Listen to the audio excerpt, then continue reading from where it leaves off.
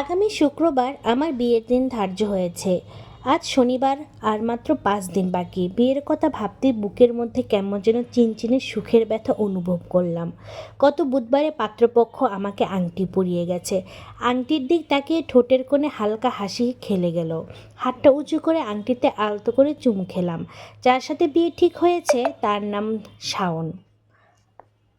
ঠিক হয়েছে, কিন্তু বিয়ের পাকা কথা হওয়ার আগে শাওনের সাথে আমার পরিচয় হয় আমার বান্ধবী সুমির জন্মদিনের অনুষ্ঠানে। শাওন সুমির চাচাতো ভাই। প্রথম দেখাতেই শাওনকে আমার খুব ভালো লাগে। ওই অনুষ্ঠানে শাওনের বাবা মাও ছিলেন। ওনারা আমাকে দেখে পছন্দ করেন। পরে সুমির মায়ের মাধ্যমে আমাদের বাড়িতে প্রস্তাব পাঠান। আমি অনার্স ফাইনাল ইয়ারের ছাত্রী। বাবা আমাকে পাত্রস্থ করার জন্য ঢাকা বসবাসরত ভালো পাত্র খুঁজছিলেন।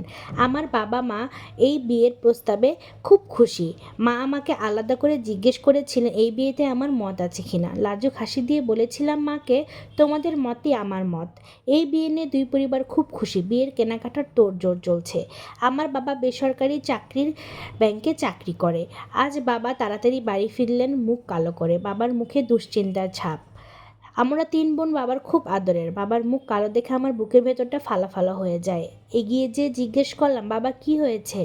বাবা মলিন হাসি দিয়ে বলল, না রে মা, তেমন কিছু না। কিন্তু বাবার মুখে দেখে আমি ভালোভাবেই বুঝতে পারলাম কিছু একটা হয়েছে।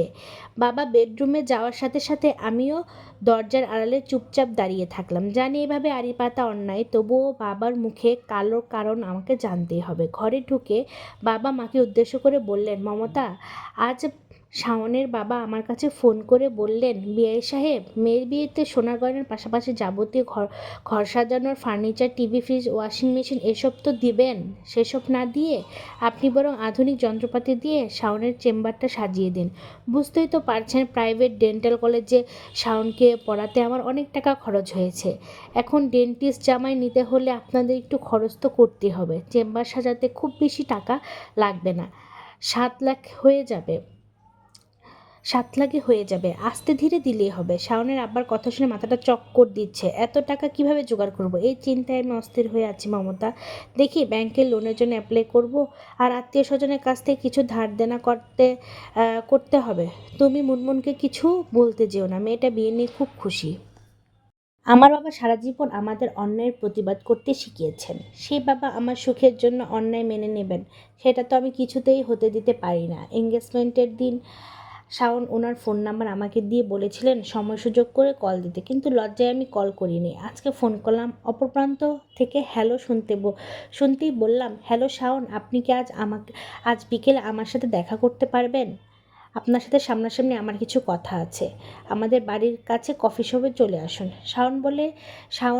শাওন বলল আচ্ছা বলে ফোনটা কেটে দিল। কফি শপে আমি পৌঁছানোর 5 মিনিট পর শাওন চলে এসেছে। মুখে মুখে বসে কোনো ভনিতা না করে সরাসরি জিজ্ঞেস করলাম শাওনকে, আপনার বাবা আমার বাবাকে ফোন দিয়ে আপনার চেম্বার সাজিয়ে দিতে বলেছেন, এটা কি আপনি জানেন? শাওন বলল, জানবো না কেন, আমি বাবা আর মা আলোচনা করেই তো ঠিক করেছি আমরা কোনো উপহার সামগ্রী নেব না, কারণ ওগুলো সব আমাদের বাড়িতেই আছে। তার চেয়ে চেম্বার সাজিয়ে দিলে ভালো হবে না? ঠিক সিদ্ধান্ত নিয়েছি না? খুব ভালো সিদ্ধান্ত। আচ্ছা একটা কথা বলবেন, এই যে মেয়ের বাবারা এত কষ্ট করে মেয়ে মানুষ করে অন্য কি দিয়ে দেয়, মেয়েকে লেখাপড়া শেখাতে তাদের তো কম খরচ হয় না, তাদের বেনিফিট কি? উপরোক্ত মেয়ের বিয়ের সময় মেয়ের সাথে যৌতুক উপহার মেয়ের বাবাকেই দিতে হয়, এটা কেমন কথা? বরং ছেলের বাবাদের উচিত মেয়ের বাবাকে উপহার দেওয়া। কী সব কথা বলো না তুমি? সমাজে এই রীতি চলে আসছে, মেয়ের সুখের জন্য মেয়ের বাবাকেই সব কিছু দিতে হয়। আপনার কথা অবশ্য ঠিক, মেয়ের সুখের জন্য মেয়ের বাবাকে অনেক কিছু করতে হয়। আমার বাবাও আমার সুখের জন্য 7 লাখ টাকা দিয়ে আপনার চেম্বার সাজিয়ে দেবে। আপনাকে কিন্তু একটা ছোট্ট কাজ করতে হবে। আপনি আজকে থেকে একটা নতুন ফ্ল্যাট খুঁজে নিন। শাওন অবাক হয়ে জানতে চাইল, ফ্ল্যাট ভাড়া নিয়ে কি হবে? আমাদের তো নিজেদের বাড়ি আছে। হাসি মুখে বললাম, নতুন বউ হয়ে আমি তো আপনাদের বাড়িতে উঠবো না।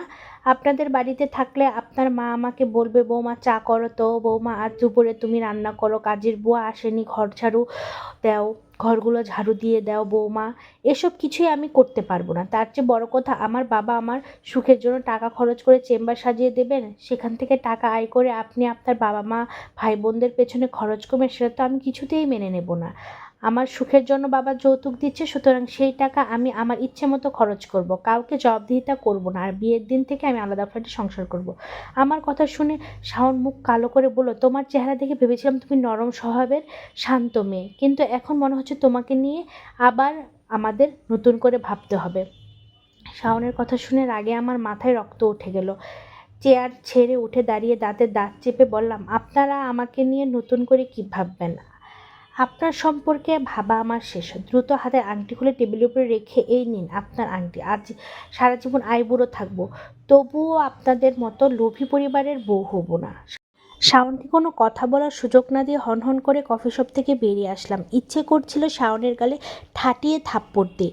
অনেক কষ্টে নিজেকে সংযত করেছে, তারপরও মনটা বেশ উৎফুল্ল লাগছে। অত্যন্ত একজন লোভী মানুষের মুখের উপর উপযুক্ত জবাব দিতে পেরেছি তো।